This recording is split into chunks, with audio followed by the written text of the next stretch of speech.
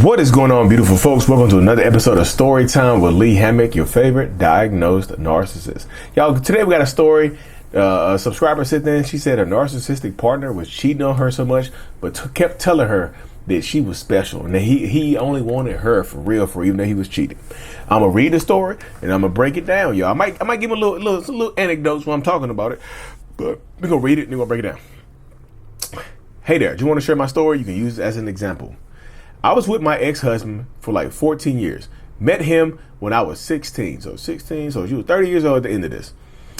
I had his first kid when I was 20, but throughout the years and the pregnancy, he's been having different girlfriends. I tolerated that because he came from a broken home. He came from a broken family, and I feel like I could be the one that fixed him. Y'all, I hear that so much. Oh, I'm going to do that later. So within those years, it was like hell. I tried to let it go, but there's always a way that made me go back to him. For 14 years, except for the pandemic years, he's been cheating. I couldn't count how many girls have texted me, but all he said was, I am special. I am the one. I'm the home one. They are just a fling. He's just clapping cheeks, y'all. Your cheeks are the clappiest. So when we moved in together the year of 2018 and had our second child in 2019, that was quick. As soon as you move in, you get pregnant. Once we moved in together, things changed. Yep.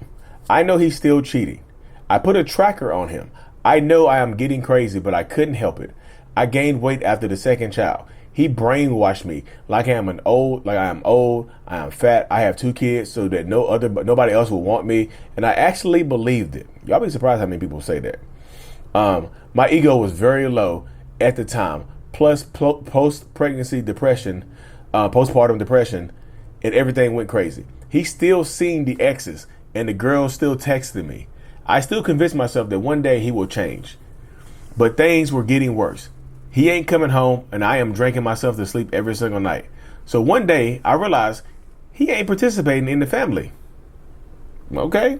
She's like, he ain't participating in the family. I guess we are on our own path. I started meeting new guys and having a friends with benefits relationship. Yes, y'all didn't read this whole thing, so that's. One day he found out. I already know he about to lose his damn mind. I can do it, but you can't. I already know he about to lose his damn mind. I already know he about to lose. I know he about to lose. I haven't read this whole thing yet. I promise you I haven't. One day he found out. We did not have a peaceful convo, and we ended up divorcing. So he divorced you after one time finding out, which was actually a relief. I want to end this relationship in every way, but I was too scared to say it, or I do not know how to end it until he took in control of and said after the divorce. Well, saying that he wanted the divorce. After the divorce, we didn't really contact unless it's about the kids. 1 year after, I met this new guy. Gentle and kind. He accepted my flaws, but then at the same time I feel traumatized. I felt this is too good to be true. This is not real. This is all BS. No guy is that nice. I pushed him away because I do not believe he is this real. Or in another word, I do not believe how healthy this relationship can be. And in the same time, my ex-husband came back. He has a new baby coming and he asked to see me. Oh, no. We are friends with benefits now, seeing each other once a week. Just like how he did before, seeing his ex-wife and doing it. I guess I'm still traumatized and toxic after all. Staying with a toxic guy for that long will make you toxic yourself. Let me know if you want to hear the details. I mean, I feel like that's enough details right there. I feel like you covered the details and you detailed the details. I will say that. But he thinks all this is okay. He thinks all this cheating, everything he's done to you is okay. And he's not going to want to be with you again because you slept with somebody else. You had a friends with benefits with somebody else. So he's not going to look at you the same. So what he's done right now is successfully downgraded you in his life. You went from being the main one, the special one, to now you just a fling. You see what I'm saying? Now you're downgraded in his life and you're accepting it because now y'all meet up once a week to sleep together and exchange the kids. So now he's got a new girl that's pregnant and he's cheating with you. So I know how people in your situation feel. You feel like, well, it happened to me, so why can't I do it? Why shouldn't I be able to do it? I mean, I should be able to do this too. I can get my get back. No, that makes you like him. That's not part of who you are. Being in these toxic relationship dynamics can ruin your damn life. They can ruin you for love. They can make you run off possibly good people and just choose the toxic, narcissistic, lying, cheating ass bastard that you still sleeping with now. Because I didn't hear you mention any type of protection. So he's sleeping with his girlfriend, his pregnant girlfriend, sleep with you, probably raw, sleep with somebody else, probably raw. So sooner or later, you're gonna get a friends with benefits STD, and you're gonna regret this shit. So right now, you have to empower yourself. Yeah, he had a troubled childhood. What does his troubled childhood have to do with y'all sleeping together right now as friends with benefits? You can't heal him. You need to tell yourself the truth.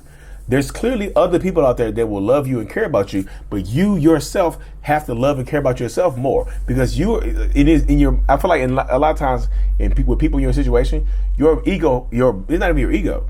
This is your self-confidence, which is part of you, which can be part of your ego. Your self-confidence is in the sewer right now. Your self-confidence is in the sewer. And so you just feel like, well, I just might as well go to my safety net, who is your ex. Your ex, who is a safety net, is a toxic, lying, manipulative bastard that you have kids with. Yeah, what happens? I've seen this happen before. What happens if you get pregnant again right now while he's had somebody else's baby on the way? You already have to contact with it for the kids right now, but this can be so confusing for the kids coming over there, daddy spending the night, or when daddy come over, y'all go to the room. As they get older, they know y'all going to the room. Y'all not going to the room to wrestle. Y'all not wrestling. What y'all doing in there? You see what I'm saying? We know y'all not wrestling. What y'all doing in there, mom and daddy? Y'all trying to make another one of us. Y'all trying to create another baby and bring him into this toxic ass situation. You have to stand up for yourself. No, you cannot fix him. I understand. So I understand. I'm not trying to be hard on you. I promise you I'm not. But that's how the mind goes in a lot of these spaces with a lot of these people right here. That's how it goes. I promise you that's how it goes. You have to get into that mentality of choosing yourself and work on your own self-love and your self-esteem. Otherwise, you're going to be an old lady dealing with your ex-husband who is probably going to get married and have more kids with somebody else. So you're going to be sitting in this situation, mad as hell at yourself years down the road if you don't take the necessary action to take your power back. Because he's stripping it from you right now. You say, I don't know how many girls have messaged you and they were still messaging you. Now you're the girl that's messaging. You see how you've downgraded yourself. It's not him. This falls onto you, because what you allow will continue. It's not just him doing it. It takes two to tango in this situation. Yeah, he's manipulating you. Yeah, he's lying. Yeah, he's doing that. But again, you said it yourself. You ran off a good person for a lying, cheating manipulator. Yeah, y'all have kids together. And yeah, the trauma bond can be broken. But you said it yourself. And here you said, I was trying to find a way to get him to leave.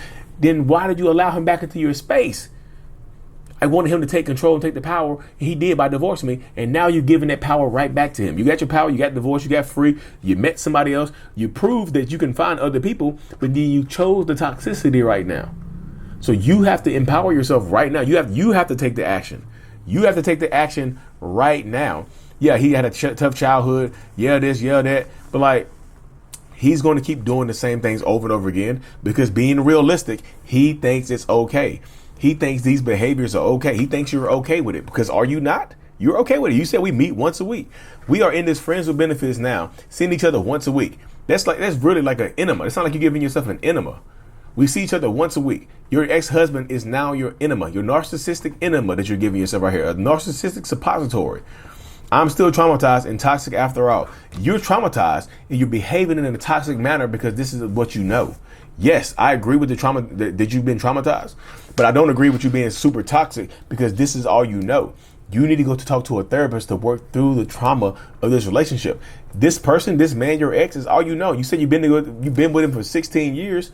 Yo, the average person goes from kindergarten all the way to high school is 13 years.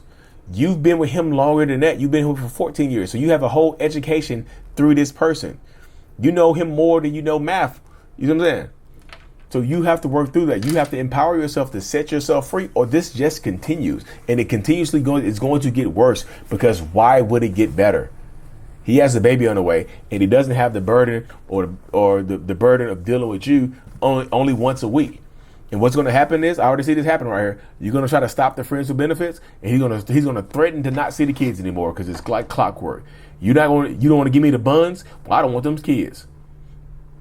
Be careful in this situation, because I'm going to end up with baby number 3, and you think you're hard on yourself right now? Wait till you have baby number 3 with somebody who don't care about you, with somebody you're just sleeping with. Yeah, y'all got kids together. Wait till you get pregnant with baby number 3, and then you're texting and calling his new girl trying to get her to break up with him when he's not going to. She might not do it because you didn't. You know what I'm saying? Maybe you might have it in your mind like, I'm going to call and tell her that I'm pregnant by him. People called you and said damn near the same thing except for the baby stuff. So you need to empower yourself. But anyway, thanks for sending it in.